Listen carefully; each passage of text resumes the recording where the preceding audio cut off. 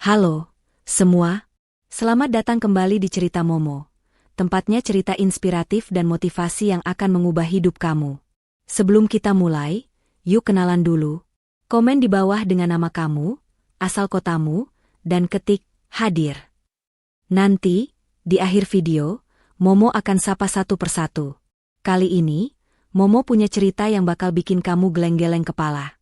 Cerita ini bukan tentang balas dendam biasa, tapi tentang karma yang datang dengan cara yang tidak terduga. Judulnya, seminggu setelah nikah dengan istri barunya, mantan suami syok didatangi orang bank. Mereka menyita rumahnya dan semua aset yang ada. Penasaran kan gimana ceritanya? Makanya, tonton sampai habis dan jangan lupa tekan tombol like dan subscribe, agar kamu tidak ketinggalan cerita-cerita seru lainnya. Selamat menonton. Kehidupan Nadia terasa sempurna. Ia memiliki segalanya. Karir cemerlang di bidang arsitektur, rumah mewah yang ia desain sendiri dengan sentuhan elegan dan modern, serta seorang suami yang dicintai, Fahmi, seorang eksekutif muda yang menjanjikan. Mereka adalah potret pasangan modern yang sukses dan harmonis. Pagi mereka selalu dimulai dengan secangkir kopi hangat yang disiapkan Nadia, ditemani aroma roti bakar yang memenuhi seluruh dapur, diikuti tawarannya saat menceritakan rencana hari yang akan dijalani. Sore hari diisi dengan percakapan ringan di teras belakang yang menghadap taman kecil yang rimbun, dan malam dihiasi dengan makan malam romantis yang penuh cinta, seringkali dimasak bersama di dapur mereka yang luas. Nadia merasa hidupnya adalah sebuah lukisan indah yang tak ternoda. Namun, dalam beberapa bulan terakhir, ada retakan kecil yang mulai terlihat pada fondasi sempurna itu. Retakan yang tadinya hanya sebatas kerikil kecil, kini tumbuh menjadi jurang yang dalam. Segalanya dimulai dengan perubahan kecil yang Fahmi tunjukkan. Fahmi yang dulu selalu tepat waktu pulang ke rumah, kini sering lembur hingga larut malam. Alasan, proyek besar, rapat penting, atau harus menyelesaikan laporan, menjadi kalimat yang sering ia dengar. Nadia, dengan hati yang penuh pengertian dan sedikit rasa cemas, selalu menunggu. Ia menyiapkan hidangan favorit Fahmi, bahkan saat jam sudah menunjukkan pukul 11 malam. Namun, hidangan yang disiapkan dengan cinta itu selalu berakhir dingin di meja makan, karena Fahmi baru tiba di rumah saat dini hari. Bau harum masakan yang ia siapkan berubah menjadi aroma dingin yang sepi. Kecurigaan Nadia memuncak saat suatu malam, ia tidak sengaja menemukan ponsel Fahmi yang tergeletak di meja makan. Notifikasi pesan masuk dari Risa, sekretaris Fahmi, muncul di layar. Pesan itu sangat tidak profesional, penuh dengan emoji hati dan kata-kata manja yang tidak pantas dari seorang sekretaris. Hati Nadia hancur berkeping-keping. Tangan Nadia gemetar saat ia membuka pesan itu. Tertera sebuah foto Fahmi dan Risa sedang makan malam romantis. Risa terlihat sangat dekat dengan Fahmi, dan Fahmi tersenyum puas, seolah ia adalah raja yang sedang merayakan kemenangan. Nadia tahu bahwa suaminya telah mengkhianatinya, namun ia menolak untuk menyerah pada emosi. Ia menghela napas panjang dan bertekad untuk tidak langsung melabrak Fahmi. Ia tahu, berhadapan dengan pengkhianat seperti Fahmi tidak bisa dengan emosi, tapi dengan kecerdasan. Dengan bantuan seorang pengacara terpercaya yang juga sahabatnya, Linda, Nadia mulai bergerak. Ia meminta Linda untuk menyelidiki semua data keuangan Fahmi. Awalnya, ia hanya ingin tahu seberapa jauh hubungan Fahmi dengan sekretarisnya itu, tetapi ia menemukan sebuah fakta yang jauh lebih mengejutkan. Linda menemukan bahwa Fahmi telah mengajukan pinjaman dalam jumlah besar atas nama mereka berdua. Pinjaman itu digunakan untuk membeli aset-aset yang sebenarnya tidak ada. Nadia terkejut, ternyata Fahmi bukan hanya berselingkuh, tapi juga menipu. Ia telah menggunakan kekuasaan dan kepercayaan Nadia untuk menipu banyak orang, dan yang lebih parah, ia telah mengorbankan masa depan mereka demi uang dan kekayaan palsu. Ini adalah titik balik bagi Nadia. Ia tidak lagi melihat Fahmi sebagai suami yang berselingkuh, tetapi sebagai penipu ulung yang telah menghancurkan hidup mereka. Nadia sadar bahwa ia harus bertindak cepat. Ia tidak bisa lagi menunda-nunda. Ia tahu bahwa Fahmi akan segera meninggalkan dirinya dan menikahi Risa, dan ia harus memastikan bahwa Fahmi dan Risa akan mendapatkan balasan yang setimpal. Maka, Nadia membuat sebuah rencana besar. Ia tidak akan meminta cerai. Ia akan membiarkan Fahmi mengurus semuanya. Ia akan berpura-pura tidak tahu apa-apa, dan ia akan memastikan bahwa Fahmi mendapatkan apa yang pantas ia dapatkan. Suatu hari, Fahmi pulang dengan wajah berseri-seri. Ia memberitahu Nadia bahwa ia dan Risa akan pergi keluar kota untuk pekerjaan mendadak selama 1 minggu. Nadia, yang sudah tahu segalanya, hanya tersenyum dan mengangguk. Sayang, jangan khawatir. Aku akan mengurus semuanya di sini. Kamu fokus saja pada pekerjaanmu. Fahmi tidak tahu, itu adalah hari terakhir Nadia bersamanya. Saat Fahmi pergi, Nadia menghubungi semua pengacara dan bankir yang ia kenal. Ia mulai menjual aset-aset yang ia miliki, seperti mobil mewah, perhiasan, dan lukisan mahal. Uang hasil penjualan itu ia gunakan untuk memulai bisnis baru, seperti properti dan butik yang sudah lama ia impikan. Nadia tidak menyentuh utang Fahmi, ia hanya menjual aset-asetnya dan membiarkan utang itu tetap ada. Ini adalah pembalasan yang manis bagi Nadia. Ia tidak perlu membalas dendam dengan cara kekerasan, ia hanya perlu membiarkan karma yang bekerja. 1 hari setelah Fahmi berangkat, Nadia mengambil langkah pertamanya. Dengan gaun hitam sederhana namun elegan, ia melangkah ke kantor pengacara yang telah ia tunjuk. Di sana, di hadapan Linda dan notaris, Nadia menandatangani dokumen gugatan cerai. Wajahnya tenang, tanpa keraguan. Ia tidak lagi merasakan sakit hati, hanya tekad yang membara. Ia telah membuang jauh-jauh rasa sedih dan kecewa, menggantinya dengan kekuatan dan perencanaan matang. Fahmi terkejut saat menerima surat panggilan pengadilan. Ia langsung menelepon Nadia dengan nada marah dan tak percaya. Apa-apaan ini, Nadia? Kenapa kamu tiba-tiba menggugat cerai? Suara Fahmi penuh dengan amarah yang sia-sia. Nadia menjawab dengan nada datar yang membuat Fahmi bingung. Sudah waktunya, Fahmi. Aku sudah lelah hidup dalam kebohongan. Kita bertemu di pengadilan. Fahmi, yang terlalu terbuai oleh rasa percaya diri yang berlebihan, justru merasa menang. Ia mengira Nadia hanya menggertak. Kamu pikir kamu bisa mendapatkan apa dariku? Harta gonogini kita semua atas namaku. Kamu tidak akan mendapatkan apa-apa. Fahmi tertawa meremehkan. Dia bahkan sesumbar kepada Risa, lihat saja, dia, Nadia, akan datang memohon kepadaku untuk mencabut gugatan itu. Fahmi tidak tahu bahwa tawanya akan segera berubah menjadi tangisan penyesalan. Di pengadilan, Fahmi datang dengan Risa, memamerkan kebahagiaan mereka di hadapan Nadia dan Linda. Risa tersenyum sinis, seolah ia sudah memenangkan segalanya. Fahmi duduk dengan santai, yakin bahwa semua sudah di tangannya. Namun, tatapan Nadia yang dingin dan mata Linda yang tajam, membuat Fahmi mulai merasa tidak nyaman. Sidang dimulai. Hakim meminta Nadia untuk menjelaskan alasannya mengajukan gugatan cerai. Nadia berbicara dengan tenang, tidak ada nada emosi. Ia memaparkan fakta-fakta perselingkuhan Fahmi, yang diperkuat dengan bukti-bukti yang tidak terbantahkan. Fahmi berusaha menyangkal, tapi bukti itu terlalu kuat.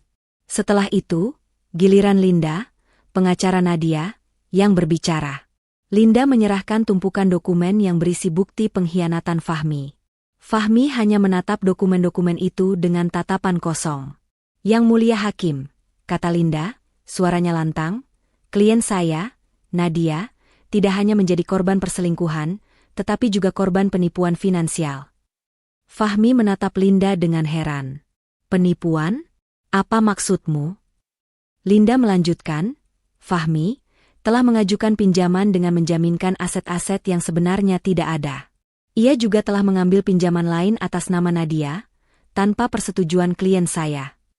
Fahmi terkejut, namun ia masih berusaha menyangkal. Itu tidak benar. Itu semua aset-asetku. Namun, Linda dengan santai mengeluarkan dokumen lain, yang berisi bukti bahwa semua pinjaman itu sudah dilunasi oleh Nadia. Fahmi semakin bingung. Bagaimana bisa? Aku tidak pernah mengambil pinjaman sebanyak itu. Linda tersenyum sinis. Anda tidak mengambil pinjaman itu, tapi Anda yang menggunakannya. Klien saya yang menanggung semua utang-utang itu. Fahmi menatap Nadia dengan marah. Kau yang melakukannya. Nadia hanya tersenyum tipis. Matanya tidak menunjukkan emosi apapun. Aku hanya mengambil kembali apa yang seharusnya menjadi milikku. Kamu yang memulai permainan ini, Fahmi. Kamu yang harus menanggung semua konsekuensinya. Hakim mengetuk palu dan memutuskan bahwa Fahmi harus menanggung semua utang dan ganti rugi yang sudah Nadia bayarkan. Selain itu, Fahmi juga harus membayar ganti rugi kepada Nadia dan tidak boleh menyentuh aset-aset yang sudah Nadia jual. Fahmi dan Risa, yang duduk di belakangnya, terkejut. Mereka tidak menyangka bahwa kebahagiaan mereka akan berujung pada kehancuran. Selamat, Fahmi. Kau mendapatkan apa yang pantas kau dapatkan. Nadia berjalan keluar dari pengadilan dengan senyum kemenangan. Ia tidak lagi merasa sedih atau kecewa, hanya lega. Di luar, ia bertemu dengan Linda, yang menepuk pundaknya. Kamu sudah mendapatkan semuanya, Nadia. Kamu sudah menang. Fahmi, yang berjalan di belakangnya, hanya bisa menatap punggung Nadia dengan penuh kebencian. Risa, yang melihat bahwa Fahmi sudah bangkrut, hanya bisa menatapnya dengan tatapan kosong. Mereka tidak punya apa-apa lagi. 1 minggu setelah keputusan pengadilan, undangan pernikahan mewah tiba di apartemen Nadia. Amplopnya tebal, dihiasi ukiran emas dan nama Fahmi dan Risa tercetak di sana. Linda, sahabat Nadia, yang kebetulan sedang berkunjung, melihatnya dan tertawa sinis. Mereka benar-benar tidak tahu malu. Mengundangmu ke pesta kehancuran mereka. Nadia memandang undangan itu, senyum tipis terukir di bibirnya. Ia mengambil ponselnya dan memotret undangan itu, lalu mengirimkannya kepada Fahmi dengan pesan singkat, undangan yang menarik. Sampai jumpa di pesta, sayang. Fahmi, yang sudah panik sejak keputusan pengadilan, semakin tidak tenang. Ia tidak menyangka Nadia akan datang, karena ia pikir Nadia sudah hancur. Ia mengira Nadia akan menyembunyikan diri dan tidak berani menunjukkan wajahnya di hadapan publik. Hari pernikahan tiba. Tempatnya adalah sebuah ballroom mewah di salah satu hotel bintang 5 paling bergengsi di kota. Karpet merah membentang dari pintu masuk hingga ke pelaminan, dihiasi dengan ribuan bunga mawar putih dan lilin-lilin yang menciptakan suasana romantis. Para tamu undangan datang dengan pakaian mewah, memamerkan kekayaan mereka. Fahmi mengenakan setelan tuxedo mahal, dan Risa mengenakan gaun pengantin putih yang berkilauan. Risa terlihat sangat bahagia, mengira ia telah memenangkan segalanya. Mereka berdua berdiri di pelaminan, tertawa dan berpose untuk foto. Mereka tampak seperti pasangan sempurna yang baru saja mendapatkan kebahagiaan. Namun, di tengah-tengah kebahagiaan mereka, pintu ballroom terbuka. Semua mata tertuju pada seorang wanita yang melangkah masuk. Ia adalah Nadia. Ia mengenakan gaun hitam panjang yang sangat elegan. Gaun itu menempel sempurna pada tubuhnya, menonjolkan setiap lekuk tubuhnya. Rambutnya diikat rapi, riasan wajahnya terlihat natural. Ia tidak terlihat sedih atau hancur. Ia terlihat jauh lebih cantik dan bahagia daripada saat ia bersama Fahmi. Fahmi, yang melihat Nadia, terkejut. Wajahnya pucat, ia tidak percaya Nadia berani datang. Risa, yang melihat Nadia, langsung memutar matanya dan tertawa meremehkan. Lihat, Fahmi. Dia datang. Dia pasti akan membuat keributan di sini. Namun, Nadia tidak datang untuk membuat keributan. Ia datang untuk menunjukkan bahwa ia baik-baik saja, bahwa ia tidak hancur. Ia berjalan dengan tenang ke arah pelaminan. Fahmi dan Risa, yang melihatnya, semakin gugup. Selamat, Fahmi, kata Nadia dengan suara yang sangat lembut, semoga kau bahagia. Fahmi tidak bisa berkata-kata. Ia hanya bisa menatap Nadia dengan tatapan kosong. Risa, yang sudah tidak sabar, langsung menyindir Nadia. Terima kasih, Nadia. Aku tahu kau pasti sangat sedih melihat kami bahagia. Nadia tersenyum, senyumnya dingin, namun tulus. Sedih? Kenapa aku harus sedih? Aku sudah bahagia. Aku sudah mendapatkan apa yang pantas aku dapatkan. Risa tertawa meremehkan. Apa yang kau dapatkan? Apartemen kecil dan utang? Nadia tidak menjawab. Ia hanya melirik Fahmi yang terlihat pucat dan gugup, lalu berbisik. Fahmi, jangan khawatir. Aku sudah siapkan hadiah pernikahan yang sangat spesial untuk kalian berdua. Kado itu adalah kejutan yang akan kalian terima besok. Semoga kalian suka. Nadia tidak menunggu jawaban. Ia berbalik dan pergi. Fahmi dan Risa, Yang melihatnya, semakin tidak nyaman. Mereka tahu bahwa Nadia tidak akan datang hanya untuk mengucapkan selamat. Fahmi merasa ada sesuatu yang tidak beres, tetapi ia tidak tahu apa itu. Pesta pernikahan yang seharusnya menjadi hari paling bahagia dalam hidup mereka, berubah menjadi hari yang penuh dengan ketakutan dan kecemasan. Di tengah-tengah pesta, saat Fahmi dan Risa sedang menari, tiba-tiba listrik padam. Lampu di ballroom mati, dan musik berhenti. Para tamu undangan menjadi panik, dan beberapa orang mulai berteriak. Fahmi dan Risa, yang berada di pelaminan, juga panik. Mereka tidak tahu apa yang sedang terjadi. Fahmi langsung menelepon manajer hotel. Namun, manajer hotel mengatakan bahwa mereka sudah membayar tagihan listrik, dan tidak ada masalah apapun. Fahmi semakin panik. Tiba-tiba, layar besar di belakang pelaminan menyala. Semua mata tertuju pada layar itu, dan mereka melihat sebuah video pendek. Video itu berisi rekaman Fahmi dan Risa yang sedang makan malam romantis, berpelukan, dan berciuman. Video itu juga berisi rekaman percakapan Fahmi dan Risa, di mana Risa mengatakan, "Mas, kamu tidak kasihan dengan Nadia? Dia sudah lama menunggu di rumah." Fahmi dan Risa terkejut. Mereka tidak percaya video itu ada di sana. Para tamu undangan mulai berbisik-bisik, dan beberapa orang mulai menatap Fahmi dan Risa dengan tatapan jijik. Fahmi, yang tidak bisa berkata-kata, hanya bisa menatap video itu dengan tatatan kosong. Risa, yang juga terkejut, langsung menutupi wajahnya. Di tengah-tengah keributan itu, Nadia yang sudah berada di luar ballroom, tersenyum sinis. Ia tahu bahwa kejutan ini akan membuat Fahmi dan Risa tidak akan pernah melupakannya. Nadia tidak butuh uang, ia butuh kehancuran Fahmi dan Risa. Kekacauan di ballroom berlangsung singkat namun mematikan. Setelah video itu selesai, lampu kembali menyala, namun suasana sudah tidak sama lagi. Keheningan canggung menyelimuti seluruh ruangan. Bisikan-bisikan tajam mulai terdengar di setiap sudut. Para tamu, yang tadinya berseri-seri, kini menatap Fahmi dan Risa dengan pandangan jijik dan iba. Bahkan beberapa kolega bisnis Fahmi, yang tadinya menyanjungnya, kini berbisik satu sama lain dengan raut wajah menghakimi. Fahmi berusaha menenangkan Risa dan para tamu, tapi suaranya bergetar. Dia mencoba menjelaskan bahwa video itu hanyalah rekayasa, hasil edit, tapi tidak ada yang percaya. Buktinya terlalu kuat. Ini semua pasti perbuatan Nadia, bisik Risa dengan nada penuh amarah. Air mata yang tadinya air mata kebahagiaan, kini berubah menjadi air mata kemarahan. Ia merasa dipermalukan di hadapan semua orang, dan ia menyalahkan Fahmi sepenuhnya. Tentu saja. Siapa lagi kalau bukan dia? Jawab Fahmi, dengan suara yang dipenuhi kepanikan. Dia menarik tangan Risa dan membawanya keluar dari ballroom. Mereka tidak peduli lagi dengan kue pernikahan, kado, atau tamu. Yang ada di pikiran mereka hanyalah melarikan diri dari rasa malu yang tak tertahankan. Di luar hotel, mereka bergegas masuk ke dalam mobil mewah Fahmi. Risa masih menangis dan menyalahkan Fahmi.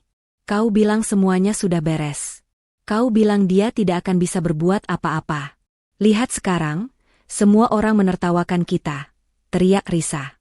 Fahmi hanya diam, otaknya bekerja keras mencari alasan. Ia tidak tahu harus mengatakan apa, karena ia tahu, Risa benar. Ia telah meremehkan Nadia. Ia tidak menyangka bahwa Nadia akan datang dan membalas dendam dengan cara yang begitu brutal. Malam itu, mereka kembali ke rumah mewah mereka, yang tadinya akan menjadi istana bulan madu mereka. Namun, alih-alih merayakan, mereka menghabiskan malam itu dengan bertengkar. Risa terus-menerus menyalahkan Fahmi karena kehancuran yang ia sebabkan. Fahmi, yang tadinya sangat mencintai Risa, kini melihatnya sebagai wanita yang haus kekayaan dan tidak bisa menerima kenyataan. Pagi berikutnya, mereka terbangun dengan perasaan hampa dan penuh kekhawatiran. Fahmi mencoba menenangkan Risa. "Tenang saja, sayang. Besok semua orang akan melupakan video itu. Kita akan berbulan madu di luar negeri. Kita akan lupakan semua ini." Risa, yang masih kesal, hanya mendengus. "Bagaimana bisa aku tenang? Aku dipermalukan di hadapan semua orang, dan kau hanya peduli dengan bulan madu." Belum sempat Risa selesai berbicara, ponsel Fahmi berdering. Itu adalah bosnya. Fahmi dengan gugup mengangkat telepon itu. Wajahnya langsung pucat. Apa? Dipecat? Teriak Fahmi. Bosnya menjelaskan bahwa Fahmi telah melanggar etika kerja dan telah melakukan penipuan. Semua orang di kantor telah melihat video itu, dan ia tidak lagi bisa dipercaya. Fahmi memohon dan memohon, tapi bosnya tetap pada keputusannya. Risa, yang mendengar percakapan itu, langsung panik. Kau dipecat? Bagaimana ini? Teriak Risa. Risa mencoba menghubungi teman-temannya di kantor, namun tidak ada yang menjawab. Ponselnya berdering, dan itu adalah direktur perusahaannya. Risa terkejut saat ia mendengar direkturnya mengatakan bahwa ia telah ditangguhkan tanpa batas waktu.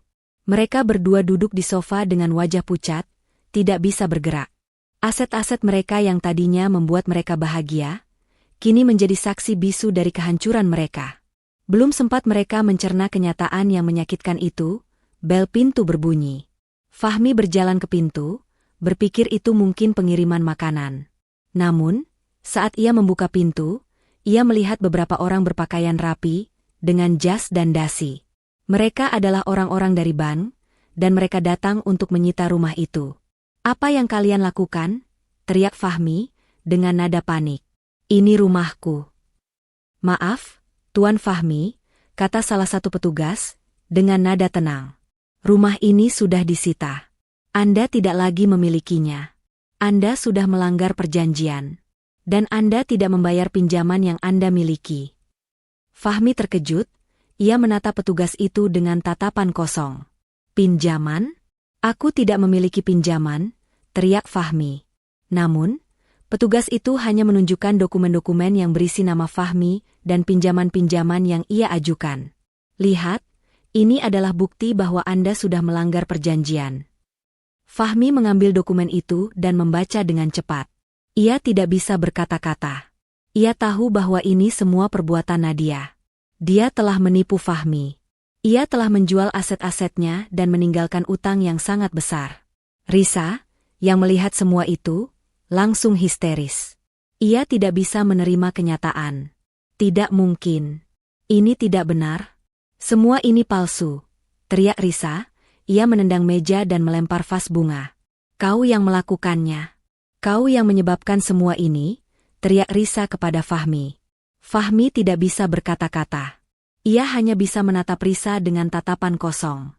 Ia tidak menyangka bahwa Risa, yang tadinya sangat mencintainya, kini menyalahkannya atas semua ini.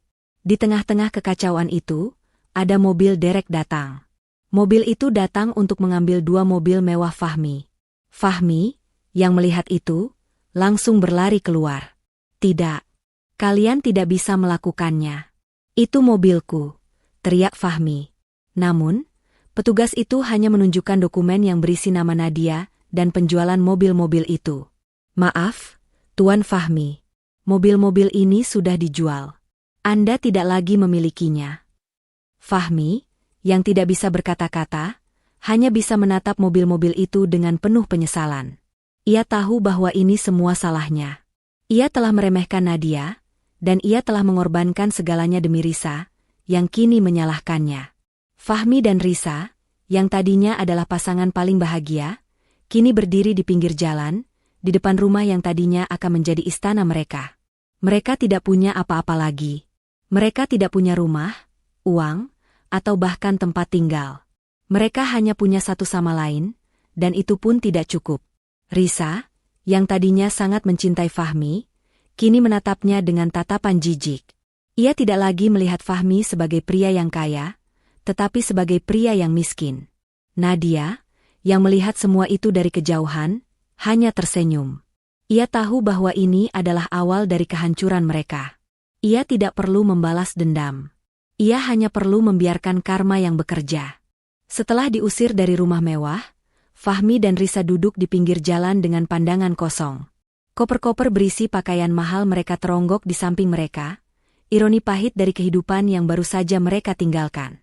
Malam itu, mereka menghabiskan waktu di sebuah motel murah. Udara dingin malam Jakarta menusuk tulang, kontras dengan AC sentral yang selalu mereka nikmati. Aroma rokok dan lembab dari kamar motel terasa sangat asing bagi mereka. Risa menangis tanpa henti, menyalahkan Fahmi. Kenapa kau tidak bilang kalau kita punya utang sebanyak ini? Rengek Risa, suaranya serak. Aku tidak tahu. Nadia, dia menipuku.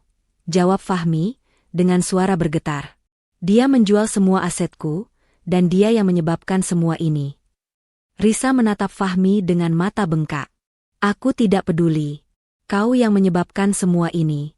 Kau yang menghancurkan hidupku. Pertengkaran mereka berlangsung sampai pagi, dan mereka akhirnya memutuskan untuk pergi ke kantor Fahmi untuk meminta kejelasan. Mereka tiba di gedung kantor Fahmi, dan para staf menatap mereka dengan tatapan sinis. Mereka tidak lagi melihat Fahmi sebagai bos, tetapi sebagai penipu yang telah dipermalukan. Fahmi dan Risa langsung masuk ke ruang kerja Fahmi. Namun, ruang kerja itu sudah kosong. Barang-barang Fahmi sudah dikemas dan dikeluarkan. Risa, yang melihat itu, langsung menangis histeris. Ia tidak bisa menerima kenyataan bahwa ia kini tidak punya apa-apa lagi. Fahmi mencoba menghubungi teman-teman dan kolega bisnisnya, tetapi tidak ada yang menjawab. Semua orang menghindarinya, karena ia telah dipermalukan. Berita tentang video itu menyebar dengan cepat, dan semua orang tahu tentang perselingkuhan dan penipuannya. Fahmi dan Risa tidak punya apa-apa lagi. Mereka kehilangan pekerjaan, rumah, dan reputasi mereka.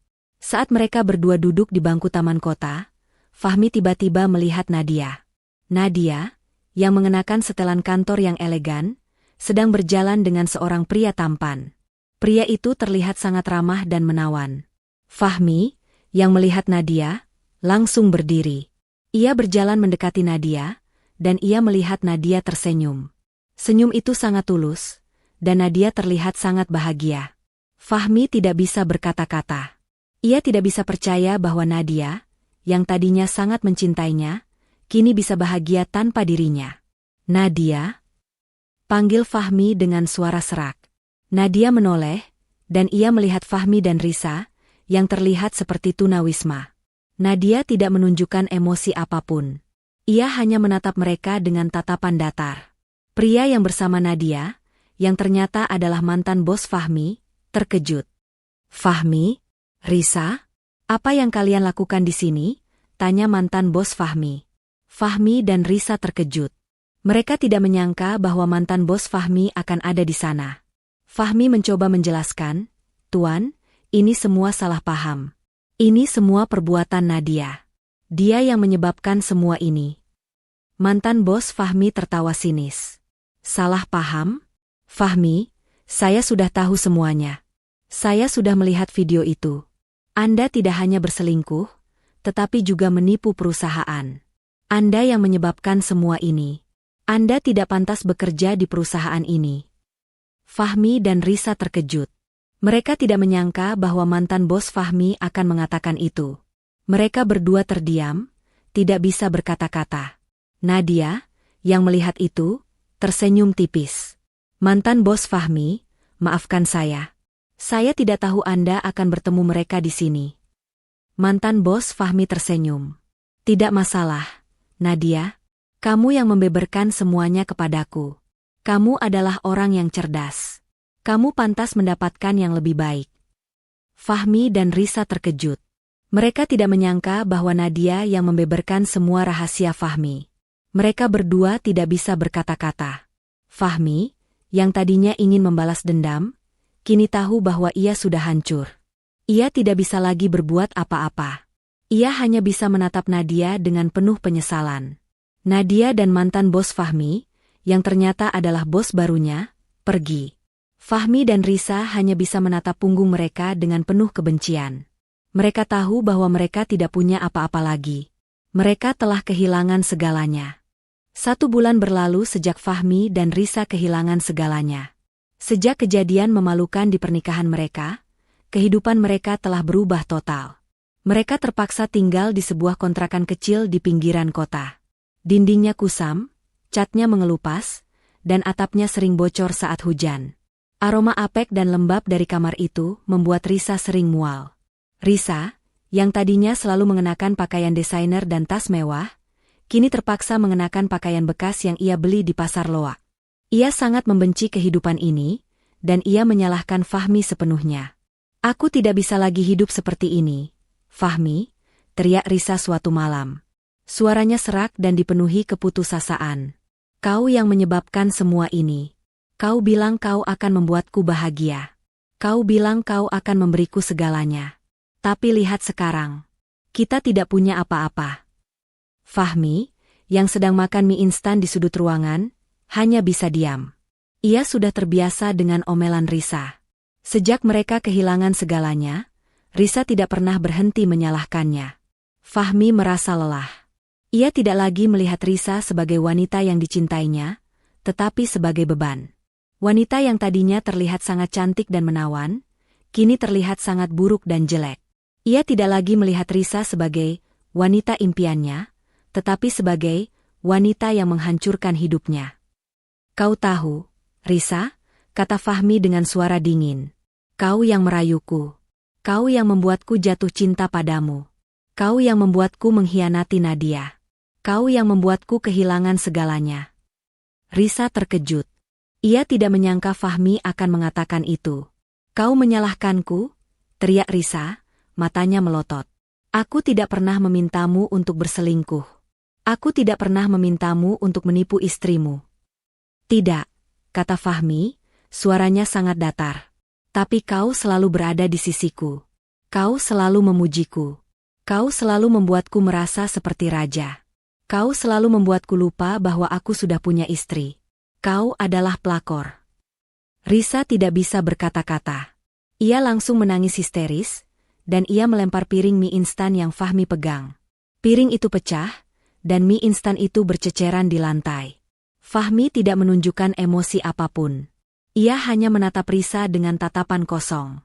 Aku membencimu, Fahmi. Aku membencimu, teriak Risa. Ia berlari ke kamar mandi, dan ia mengunci dirinya di sana. Fahmi tidak peduli. Ia hanya duduk di lantai, menatap pecahan piring mie instan itu. Ia merasa sangat hampa. Ia tidak punya apa-apa lagi.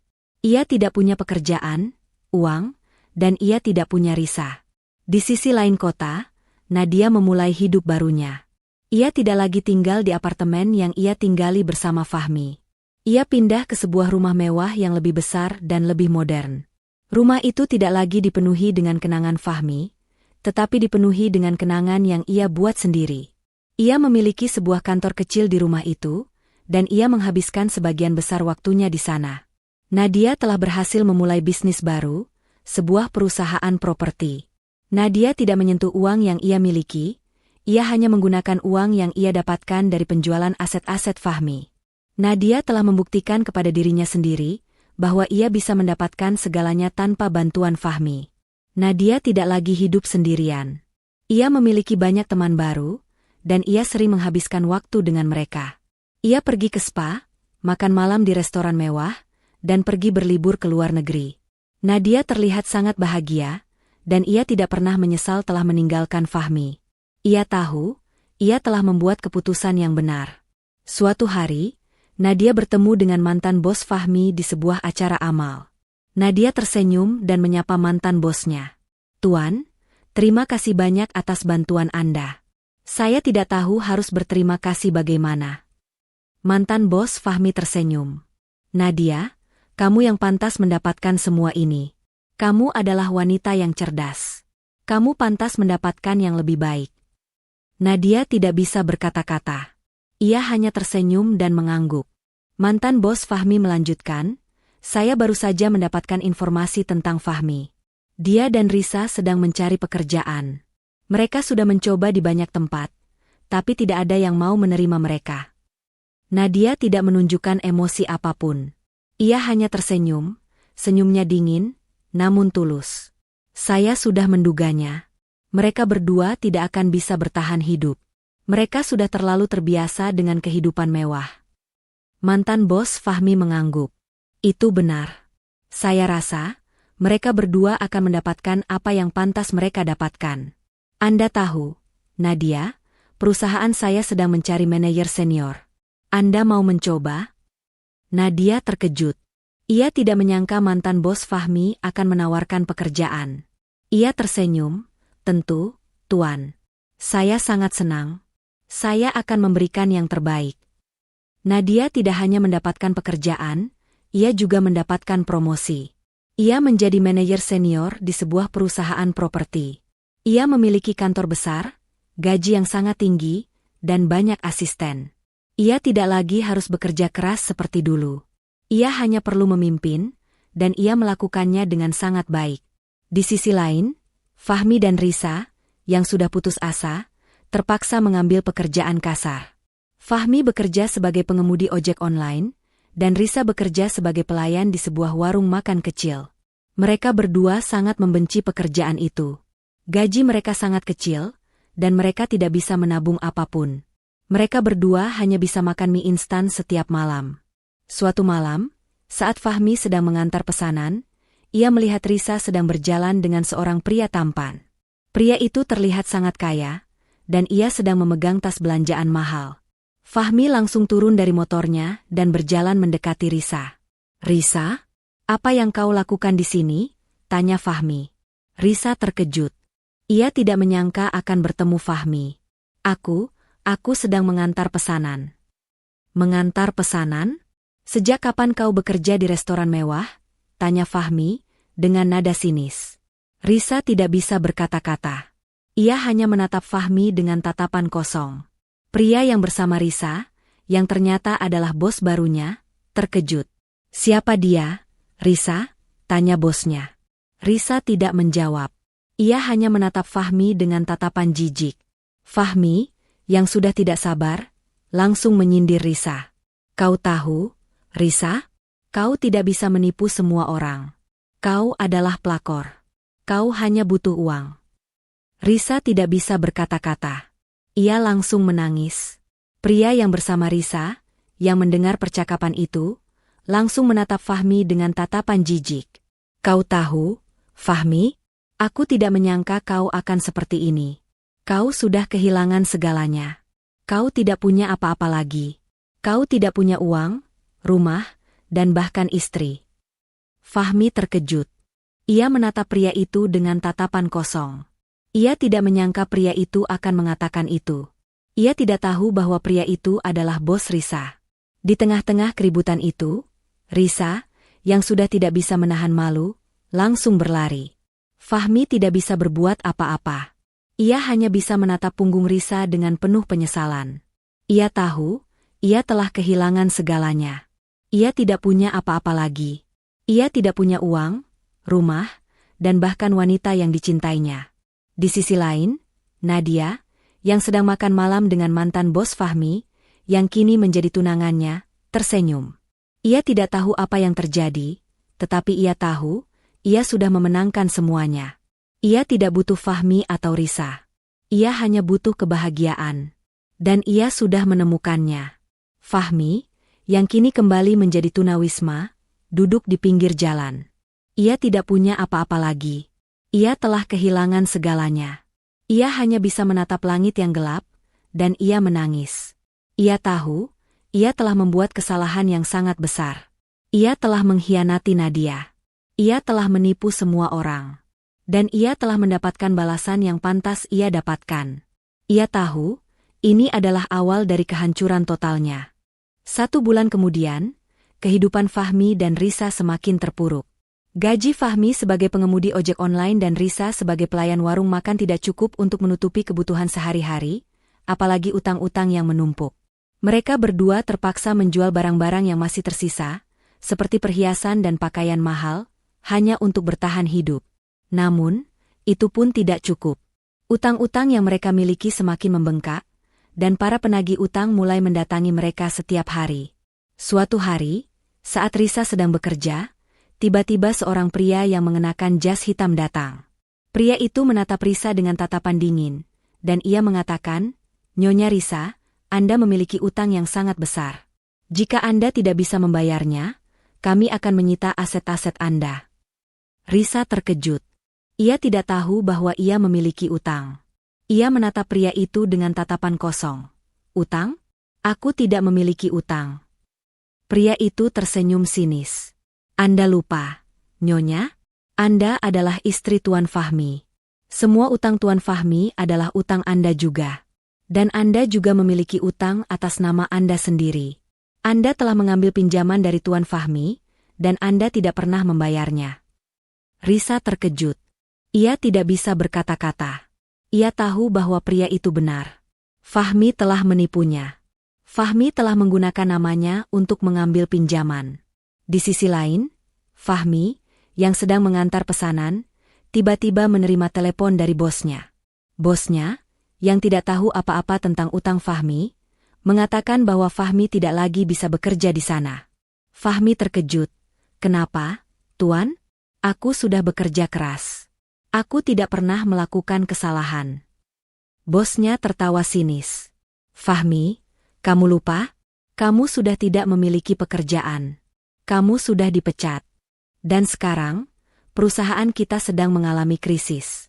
Kita tidak bisa lagi mempekerjakanmu. Kamu harus pergi. Fahmi, yang sudah putus asa, langsung memohon kepada bosnya. Tuan, tolong jangan lakukan ini. Aku tidak punya apa-apa lagi.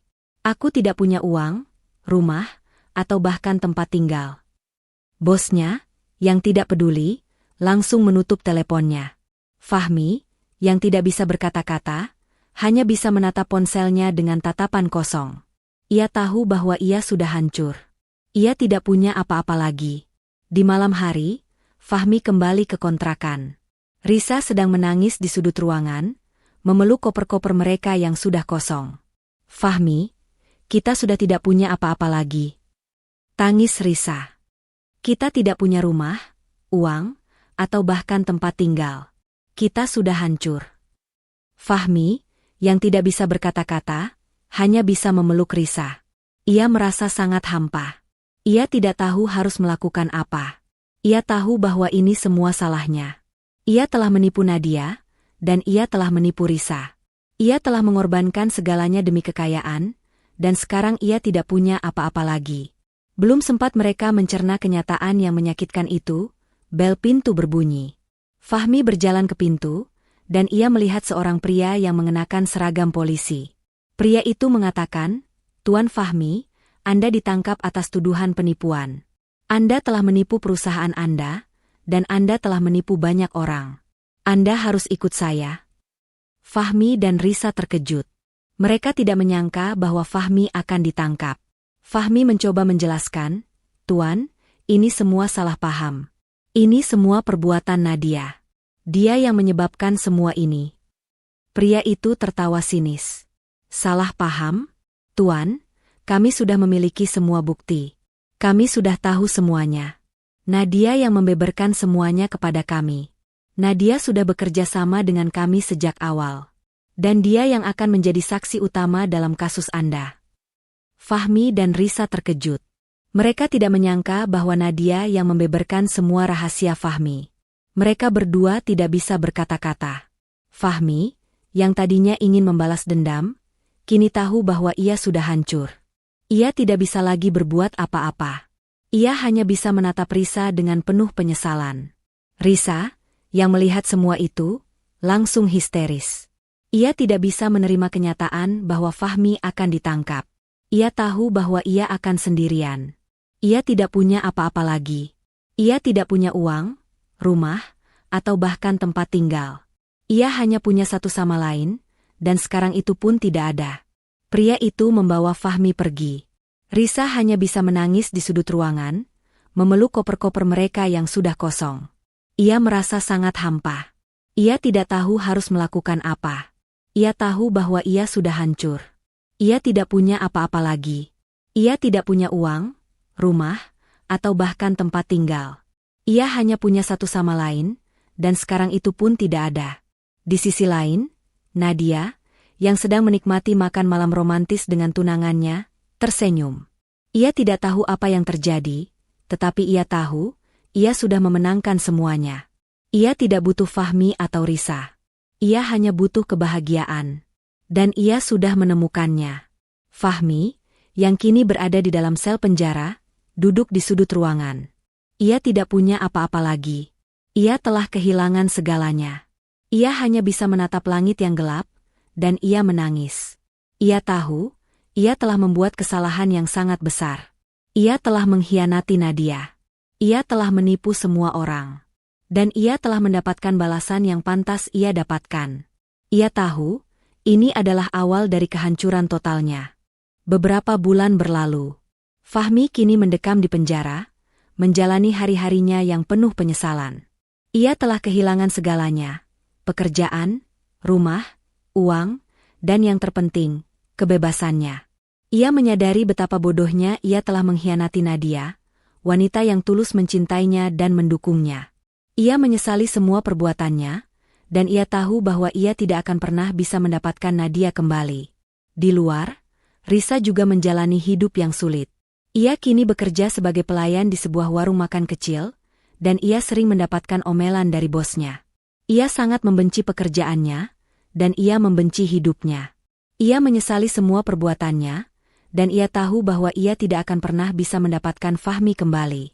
Suatu hari, Nadia mendapatkan panggilan telepon dari Fahmi. Fahmi, yang tidak lagi terdengar sombong, hanya terdengar putus asa. "Nadia, aku minta maaf," kata Fahmi, suaranya bergetar. "Aku tahu aku sudah melakukan kesalahan yang sangat besar. Aku tahu aku tidak pantas mendapatkanmu kembali. Tapi, aku hanya ingin tahu apa yang terjadi." Nadia, yang tidak lagi menunjukkan emosi apapun, hanya menatap Fahmi dengan tatapan dingin. "Apa yang terjadi? Kau yang melakukan semua ini. Kau yang menghancurkan hidupmu sendiri. Kau yang harus menanggung semua konsekuensinya." Fahmi tidak bisa berkata-kata. Ia hanya bisa menangis. Ia tahu bahwa Nadia benar. Ia yang melakukan semua ini. Ia yang menghancurkan hidupnya sendiri. Di tengah-tengah percakapan itu, tiba-tiba seorang wanita datang. Wanita itu terlihat sangat cantik dan menawan. Ia menatap Fahmi dengan tatapan dingin, dan ia mengatakan, "Fahmi, kau bodoh. Kau membuang berlian demi batu karang. Kau tidak pantas mendapatkan Nadia." Fahmi terkejut. Ia menatap wanita itu dengan tatapan kosong.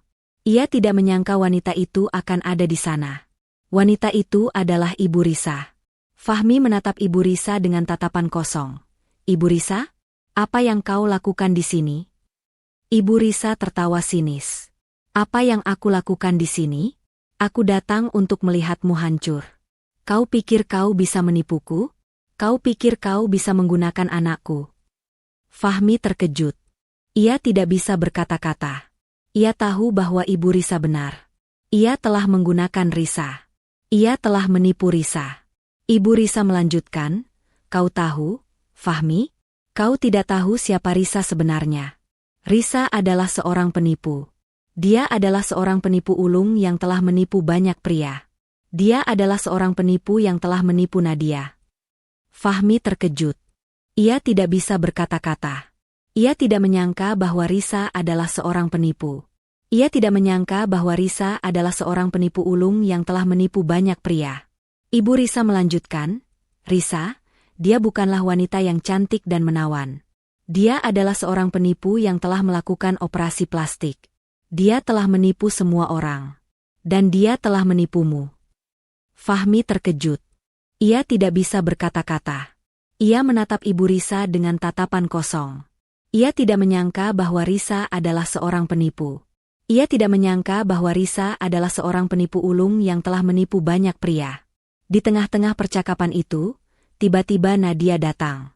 Nadia, yang mengenakan gaun hitam yang elegan, menatap Fahmi dengan tatapan dingin. "Fahmi, kau tahu siapa Risa sebenarnya? Risa adalah seorang penipu. Dia adalah seorang penipu ulung yang telah menipu banyak pria. Dia adalah seorang penipu yang telah menipumu."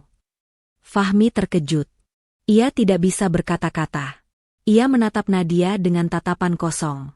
Ia tidak menyangka bahwa Nadia yang membeberkan semuanya. Nadia melanjutkan, "Fahmi, aku sudah tahu semuanya sejak awal. Aku sudah tahu bahwa Risa adalah seorang penipu. Aku sudah tahu bahwa dia telah menipu banyak pria. Dan aku sudah tahu bahwa dia telah menipumu." Fahmi terkejut. Ia tidak bisa berkata-kata. Ia menatap Nadia dengan tatapan kosong. Ia tidak menyangka bahwa Nadia yang membeberkan semuanya. Nadia melanjutkan, Aku tidak butuh uang, Fahmi. Aku butuh kehancuranmu. Aku butuh kau menyadari bahwa kau telah membuat kesalahan yang sangat besar. Aku butuh kau tahu bahwa kau telah menipu semua orang, dan kau telah mendapatkan balasan yang pantas kau dapatkan. Fahmi terkejut. Ia tidak bisa berkata-kata. Ia menatap Nadia dengan tatapan kosong. Ia tidak menyangka bahwa Nadia yang membeberkan semuanya. Di tengah-tengah percakapan itu, Fahmi, yang sudah tidak bisa menahan rasa malu, langsung menangis. Ia tahu bahwa ia telah hancur. Ia tidak punya apa-apa lagi. Ia telah kehilangan segalanya. Selama berbulan-bulan, hari-hari Fahmi di balik jeruji besi berputar dalam lingkaran keheningan yang menyesakan. Ruang selnya yang sempit, dengan dinding kusam dan kasur tipis, adalah refleksi sempurna dari kekosongan dalam jiwanya. Ia tidak lagi mendengar suara bising ibu kota, tawa palsu Risa, atau dering telepon yang berisi penawaran bisnis menggiurkan. Yang ia dengar hanyalah bisikan penyesalan yang tak pernah berhenti. Setiap pagi, saat matahari masuk melalui celah kecil di jeruji, ia teringat pada pagi-pagi indah bersama Nadia. Aroma roti bakar dan kopi yang disiapkan Nadia dengan penuh cinta seolah muncul di hadapannya, menggantikan bau apek sel penjara. Fahmi menyesali setiap keputusan yang ia ambil. Ia menyesali saat ia mulai menganggap remeh Nadia, saat ia mulai melihat kebaikan dan ketulusan Nadia sebagai sesuatu yang membosankan. Ia menyesali setiap malam yang ia habiskan di luar, sementara Nadia menunggu di rumah dengan hidangan favoritnya yang akhirnya menjadi dingin. Ia menyesali saat ia percaya bahwa Risa adalah cinta sejatinya, padahal Risa hanya memanfaatkan dirinya untuk mendapatkan kekayaan. Kini, ia sadar, cinta sejati tidak pernah meminta apa-apa, tapi cinta sejati adalah kesetiaan dan ketulusan. Nadia telah memberikannya segalanya, tapi ia membuangnya demi ilusi. Pikiran-pikiran itu menghantuinya. Ia mencoba tidur, tapi bayangan senyum Nadia yang tulus terus muncul di benaknya. Ia mencoba makan, tapi bayangan makan malam romantis yang ia sia-siakan bersama Nadia terus muncul di benaknya. Fahmi merasa sangat bodoh. Ia merasa sangat bodoh karena telah membuang berlian demi sepotong kaca. Ia telah membuang wanita yang mencintainya dengan tulus, demi seorang penipu yang hanya mencintai uangnya. Suatu hari, seorang petugas datang dan memberitahunya bahwa ada tamu yang ingin mengunjunginya. Fahmi terkejut. Siapa yang ingin mengunjunginya? Orang tuanya? Tidak, mereka sudah menolak untuk bertemu dengannya sejak ia masuk penjara. Teman-temannya? Tidak, mereka sudah menghilang sejak ia bangkrut. Ia berpikir itu adalah Risa, tapi ia tahu Risa tidak akan datang. Risa adalah seorang penipu yang hanya ingin uangnya. Petugas itu membuka pintu selnya, dan Fahmi berjalan ke ruang kunjungan. Di sana, ia melihat seorang wanita yang mengenakan setelan kantor yang elegan, duduk dengan tenang. Wanita itu tidak tersenyum, tapi wajahnya tidak menunjukkan kebencian. Wanita itu adalah Nadia. Fahmi terkejut. Ia tidak menyangka Nadia akan datang. Fahmi duduk di seberang meja, menatap Nadia dengan mata berkaca-kaca. Nadia menatapnya dengan tenang. Tidak ada emosi di matanya, hanya tatapan datar. Fahmi merasa sangat malu. Ia tidak bisa berkata-kata. Ia tidak tahu harus memulai dari mana. Ia hanya bisa menatap Nadia dengan penuh penyesalan. Fahmi, kata Nadia, suaranya sangat lembut, tapi suaranya tidak menunjukkan emosi apapun. Aku datang bukan untuk menyalahkanmu. Aku datang bukan untuk menertawakanmu. Aku datang hanya karena aku ingin tahu apa yang kau rasakan. Fahmi tidak bisa berkata-kata. Ia hanya bisa menatap Nadia dengan penuh penyesalan. Nadia, aku minta maaf. Kata Fahmi, suaranya bergetar. Aku tahu aku sudah melakukan kesalahan yang sangat besar. Aku tahu aku sudah menghancurkan hidupmu. Aku tahu, aku tidak pantas mendapatkanmu kembali. Air mata Fahmi mengalir. Ia tidak bisa menahannya lagi. Selama berbulan-bulan, ia telah menyembunyikan rasa sakit dan penyesalannya, dan sekarang, ia tidak bisa menahannya lagi. Aku bodoh, Nadia. Aku buta. Aku membuangmu demi wanita yang tidak punya hati. Aku menyesal. Nadia tidak menunjukkan emosi apapun. Ia hanya menatap Fahmi dengan tenang. Fahmi, penyesalanmu tidak akan mengubah apa-apa. Penyesalanmu tidak akan mengembalikan waktu. Penyesalanmu tidak akan mengembalikan kepercayaanku. Fahmi mengangguk. Ia tahu Nadia benar. Penyesalannya tidak akan mengubah apapun. Aku tahu itu, Nadia. Aku tidak datang untuk meminta pengampunan. Aku datang hanya untuk meminta maaf. Aku hanya ingin kau tahu, aku benar-benar minta maaf. Aku salah. Nadia menghela napas panjang. Fahmi, aku sudah memaafkanmu. Aku memaafkanmu sejak aku melihatmu hancur. Aku memaafkanmu sejak aku tahu Risa adalah seorang penipu. Aku memaafkanmu, tapi aku tidak akan melupakan. Fahmi terkejut. Ia tidak menyangka Nadia akan memaafkannya. Kau memaafkanku. Nadia mengangguk. Ya, aku memaafkanmu. Aku memaafkanmu, karena aku sudah bahagia. Aku sudah menemukan kebahagiaanku. Dan aku tidak butuh amarah atau dendam untuk merasa bahagia. Fahmi menatap Nadia dengan mata berkaca-kaca. Ia tidak bisa berkata-kata. Nadia, yang melihatnya, tersenyum tipis. Fahmi, hidupku sudah berubah. Aku sudah punya pekerjaan baru, aku sudah punya rumah baru, dan aku sudah punya tunangan baru. Tunanganku adalah pria yang sangat baik. Dia mencintaiku apa adanya. Fahmi menatap Nadia dengan tatapan kosong. Ia tidak menyangka Nadia akan memberitahunya itu. Tunangan? Nadia mengangguk. Ya, tunangan. Kami akan menikah dalam beberapa bulan. Dan aku sangat bahagia. Aku tidak lagi merasakan sakit hati, amarah, atau dendam. Aku hanya merasakan cinta dan kebahagiaan. Fahmi tidak bisa berkata-kata. Ia hanya bisa menatap Nadia dengan penuh penyesalan. Ia tahu, ia telah kehilangan segalanya. Ia telah kehilangan Nadia. Ia telah kehilangan wanita yang benar-benar mencintainya. Ia telah membuang berlian demi sepotong kaca. Nadia melihat jam tangannya. Aku harus pergi, Fahmi. Aku tidak bisa terlalu lama. Aku hanya ingin kau tahu, aku sudah memaafkanmu. Nadia berdiri, dan ia berjalan ke pintu.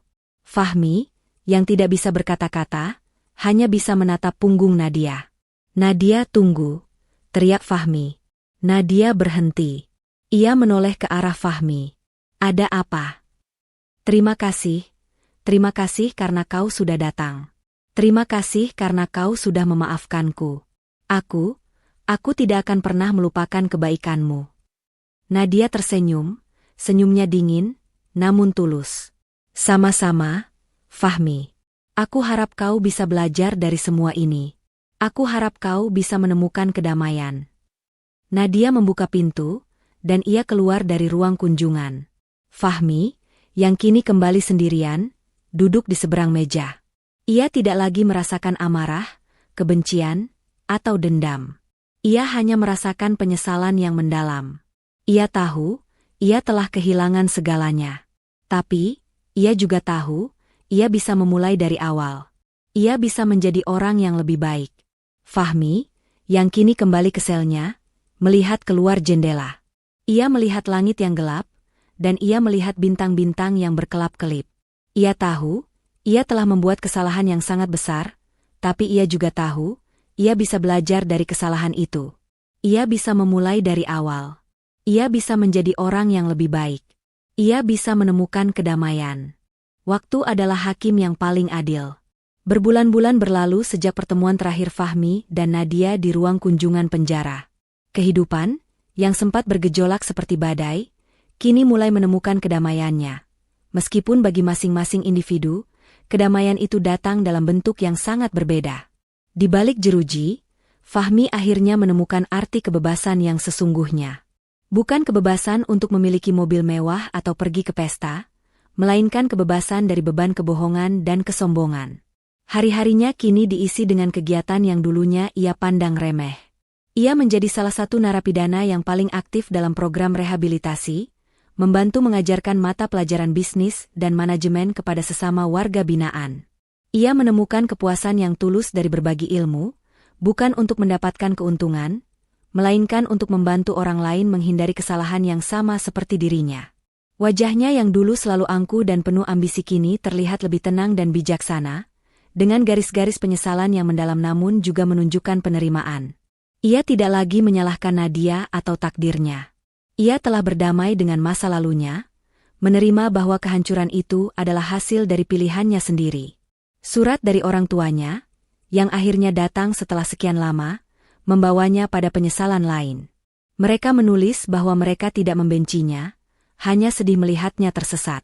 Surat itu menjadi pengingat bahwa di balik kehancuran materi, masih ada kasih sayang yang tulus yang ia sia-siakan. Fahmi tidak lagi hidup dengan bayang-bayang masa lalu, melainkan bertekad untuk membangun masa depan yang lebih baik, satu hari pada satu waktu, di dalam dan di luar penjara. Ia tahu, jalan untuk mendapatkan kembali kepercayaan akan sangat sulit, tetapi ia siap menempuhnya. Sementara itu, Risa, si pelakor, harus menghadapi kenyataan yang jauh lebih brutal. Tanpa uang dan koneksi, ia terpaksa menjalani hidup yang tidak pernah ia bayangkan. Kecantikan yang dulunya menjadi senjata utamanya kini memudar, ditelan oleh stres dan kerja keras. Ia bekerja serabutan, dari mencuci piring di warung makan hingga menjadi buruh cuci. Ia sering berpindah-pindah tempat tinggal, karena tidak mampu membayar sewa. Teman-teman yang dulu mengeluh-elukannya telah menghilang, meninggalkan dirinya sendiri. Ia menyalahkan Fahmi atas kehancuran ini, namun perlahan-lahan, ia mulai menyadari bahwa ia sendirilah yang telah menggali kuburnya. Ia telah memilih jalan pintas, menggunakan tipu daya dan kebohongan, dan sekarang ia membayar harganya. Risa tidak menemukan kedamaian seperti Fahmi. Ia masih terus melarikan diri dari bayang-bayang masa lalunya, dari kebencian dan kemarahan yang terus menyelimutinya. Kehidupannya menjadi sebuah pengingat pahit bahwa kebahagiaan yang dibangun di atas penderitaan orang lain tidak akan pernah bertahan lama. Ia kehilangan segalanya, termasuk satu-satunya aset yang ia miliki, kecantikannya. Ia menjadi potret dari karma yang kejam, sebuah akhir yang menyakitkan bagi seorang penipu. Dan Nadia, kehidupan Nadia adalah bukti nyata bahwa kebahagiaan sejati tidak bisa dihancurkan oleh pengkhianatan. Ia menikah dengan mantan bos Fahmi, seorang pria yang tidak hanya sukses secara finansial, tetapi juga memiliki hati yang tulus. Pernikahan mereka sederhana namun penuh cinta dan kehangatan, jauh dari kemewahan dan pameran yang dulu diinginkan Fahmi. Nadia tidak lagi membutuhkan validasi dari orang lain. Ia telah membuktikan kepada dirinya sendiri bahwa ia mampu bangkit dari keterpurukan, membangun kembali hidupnya dari nol, dan menemukan cinta sejati yang ia impikan. Ia berhasil membangun bisnis propertinya menjadi salah satu yang paling sukses di kota. Ia memiliki rumah mewah, mobil mewah, dan kehidupan yang sempurna. Namun, yang paling penting, ia memiliki kedamaian dan kebahagiaan yang tulus di dalam hatinya. Ia tidak lagi memikirkan Fahmi atau Risa. Mereka hanyalah kenangan pahit yang memberinya pelajaran berharga. Ia telah memaafkan mereka, tidak untuk mereka, tetapi untuk dirinya sendiri. Ia tahu, amarah dan dendam hanya akan merusak kebahagiaannya. Jadi, ia membiarkan mereka pergi. Di penghujung cerita, terlihat dengan jelas bahwa karma bekerja dengan caranya sendiri. Fahmi, yang mengkhianati cinta tulus, kehilangan segalanya dan harus memulai dari awal, berbekal penyesalan dan pelajaran yang ia dapat. Risa, yang membangun kebahagiaan palsu di atas penderitaan orang lain, akhirnya jatuh lebih dalam dari siapapun, kehilangan segalanya, bahkan harga dirinya. Dan Nadia, yang tetap tegar, setia, dan tidak pernah mengorbankan integritasnya, menemukan kebahagiaan sejati yang abadi, bukan karena balas dendam, tetapi karena ia pantas mendapatkannya. Akhir cerita ini adalah pengingat bahwa kekayaan, kekuasaan, dan kecantikan adalah hal yang fana. Yang paling penting adalah hati yang tulus, integritas, dan keberanian untuk bangkit dari kegagalan.